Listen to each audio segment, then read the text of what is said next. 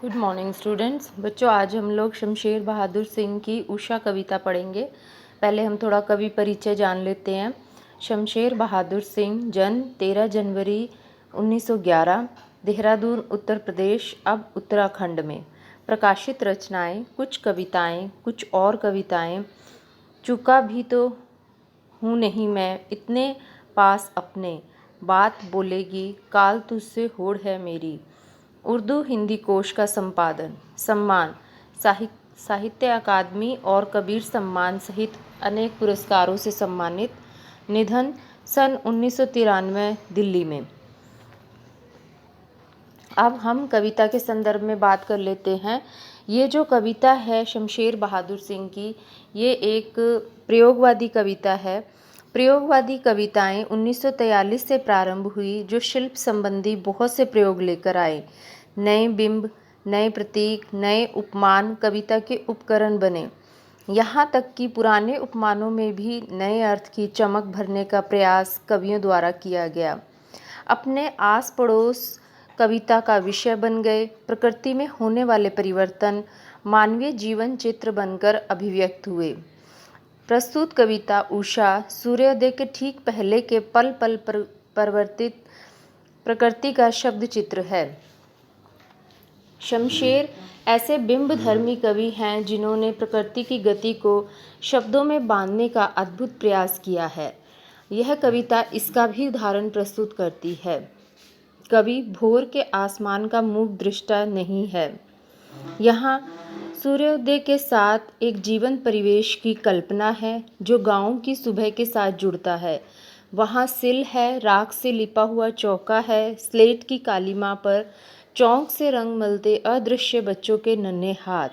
यह एक ऐसे दिन की शुरुआत है जहाँ रंग है, गति है और भविष्य की उजास है, और है हर कालीमा को चीरकर आने का एहसास कराती उषा।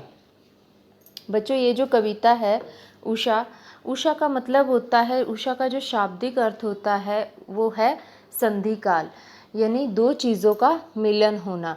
अब यहाँ पर जो उषा कविता दी गई है, तो उषा काल वह होता है जब रात ख़त्म होने को होती है और सूर्योदय होने को होता है। तो वो जो बीच का कुछ पलों का समय होता है वह उषा काल कहलाता है। आप जब सुबह जल्दी उठते हैं तो आपने भी देखा होगा कि सुबह का जो आसमान होता है वो पहले गहरे काले रंग का होता है, धीरे धीरे गहरा सलेटी होता चला जाता है, उसके बाद हल्का सलेटी होता है, फिर सूरज उगने से पहले हल्की सी लालिमा आकाश में आनी शुरू होती है।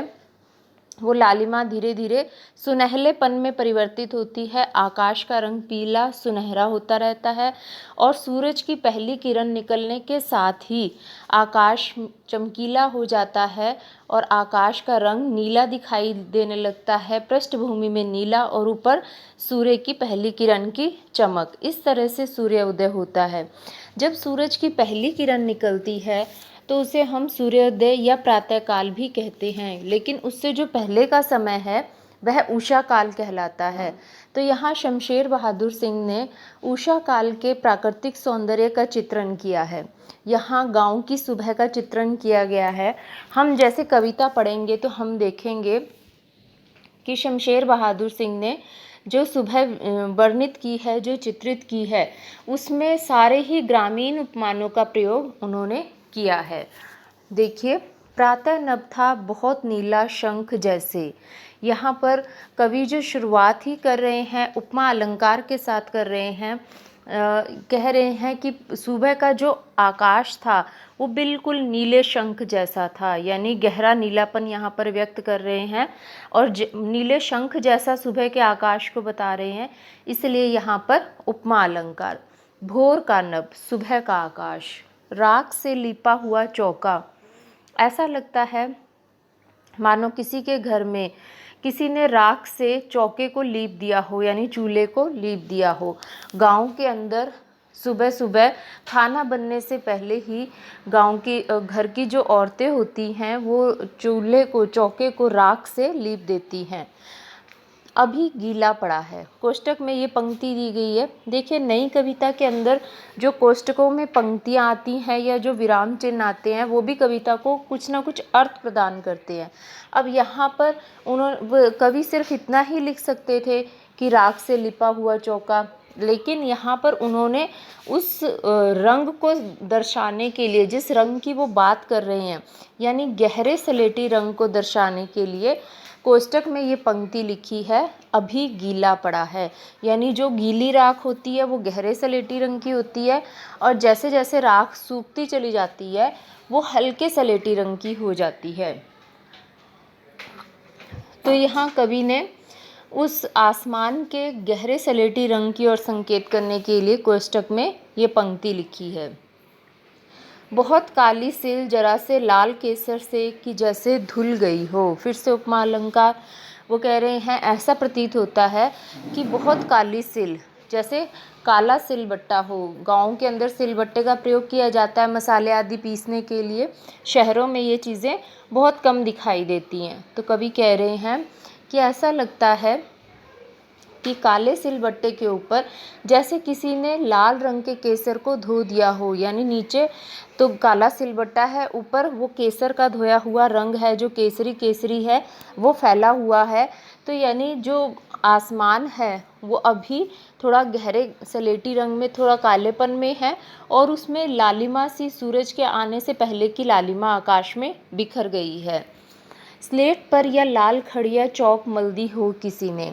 वो कह रहे हैं कि गांव के अंदर बच्चे जिस तरह से स्लेट पर अपनी खड़िया चौक से, लाल रंग की चौक से लिखते हैं, उसी तरह से प्रतीत हो रहा है मानो किसी ने स्लेट पर लाल रंग की खड़िया चौक से कुछ लिखना शुरू कर दिया है, कुछ मल दिया है। यानी अभी आसमान का रंग सलेटी होता जा रहा है। पहले गहरे सलेटी की बात कर रहे थे, अब यहाँ पर हल्का सलेटी रंग होता जा रहा है और लालिमा उभरनी प्रारंभ हो गई है। नील जल में या किसी की गोर झिलमिल दे कि जैसे हिल रही हो। अब धीरे धीरे आसमान के रंग में फिर से परिवर्तन हो रहा है। अब ऐसा प्रतीत होता है मानो नीले नीले जल में किसी की गोरे रंग की देह झिलमिला रही हो, चमक रही हो। यानी किसी जलाशय के अंदर कोई युवती या कोई व्यक्ति खड़ा है जो बहुत ही गौर वर्ण है, और उसकी जो देह है, उसका जो शरीर है, वो झिलमिलाता हुआ पानी में दिखाई दे रहा है, जो एक तरह से चमक उत्पन्न कर रहा है। तो अब कवि कहना चाह रहे हैं कि पीछे आकाश का रंग नीला होता जा रहा है और सूरज की पहली किरण निकलने से पहले एक चमकीलापन आकाश में आ गया है, और जादू टूटता है इस उषा का, अब सूर्योदय हो रहा है। अब वो कहते हैं कि ऐसा लगता है कि उषा का ये जादू, उषा का ये सम्मोहन, ये आकर्षण अब समाप्त होता जा रहा है, क्योंकि अब सूर्योदय हो रहा है। यानी सूरज की पहली किरण अब निकलती हुई दिखाई दे रही है। तो देखिए, अगर हम इसमें भाषा की बात करें तो भाषा बिल्कुल सहज, सरल और प्रवाहमयी भाषा है। आप इसको काव्य सौंदर्य के पॉइंट्स में भी लिख सकते हैं। नंबर 1 हम कहेंगे कि सहज, सरल और प्रवाहमय भाषा है। नंबर 2 तत्सम तद्भव शब्दावली का प्रयोग किया गया है।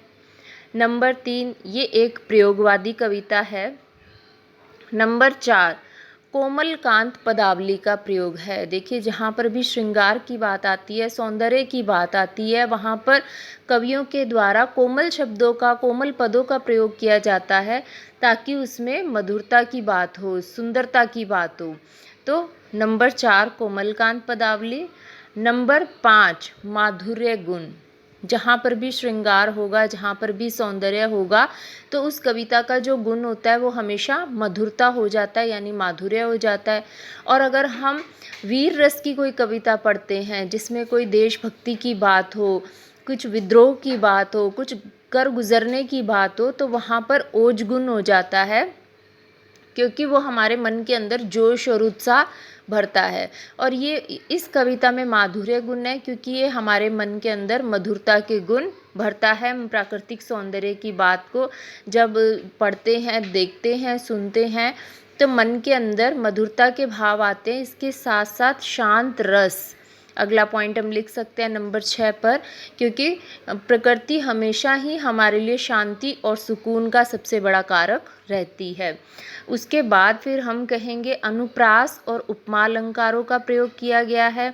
उपमा अलंकार तो बार बार प्रयोग में आया है, और जितने भी उपमान हम देख रहे हैं, चाहे वो नीला शंख हो, चाहे वो राख से लिपा हुआ चौका हो, चाहे काले सिलबट्टे की बात की गई हो, स्लेट की, लाल खड़िया चौक की, नीले जलाशयों की, ये सब कुछ हमें प्राय गांव में ही देखने को मिलता है। तो माँ अलंकार।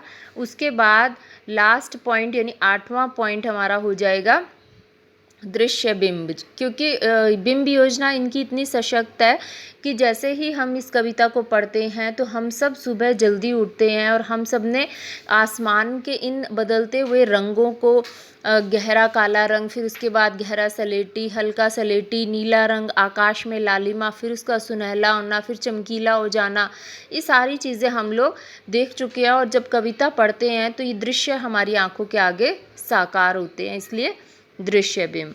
अब इस कविता के प्रश्न उत्तर भी देख लेते हैं साथ में ही।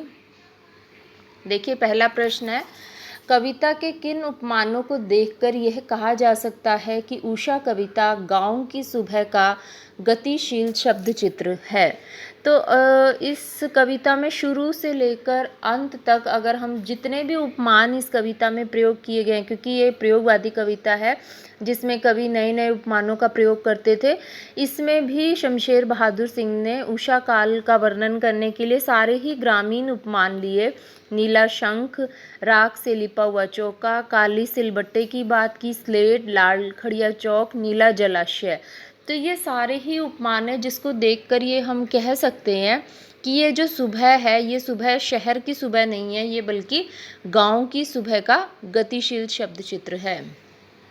अगला क्वेश्चन, भोर का नभ, राख से लिपा हुआ चौका अभी गीला पड़ा है।